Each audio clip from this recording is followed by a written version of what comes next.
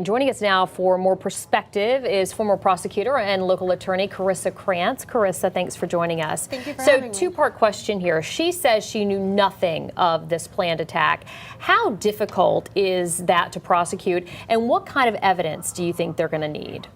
It's very difficult to prosecute a circumstantial evidence case, which is, as far as we know right now, that's what this appears to be. Now, there might be stuff that comes out in the indictment that the feds have found before they brought these charges that we don't know about yet that could lead to more direct evidence findings. But all we know right now is that everything is pretty much circumstantial. In order to prove a case beyond a reasonable doubt, there's two ways to do it. You either have direct evidence or indirect evidence.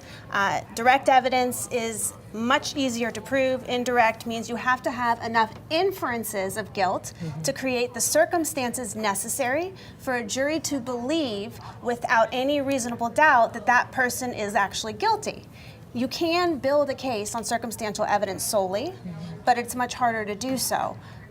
To answer the second part of your question of what might be needed, that also is two parts. We're going to have to look at the emails, the texts, the phone records, the social media. That could lead to direct or indirect evidence.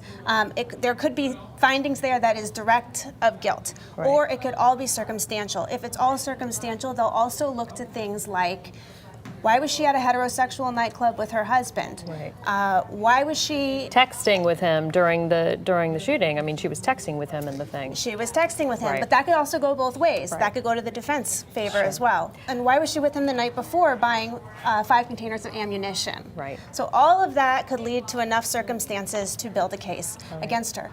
But that's also very difficult, as you know, with Casey Anthony and O.J. Simpson and all those other trials. All right, Carissa Kranz, thank you so much for your time. We certainly appreciate it.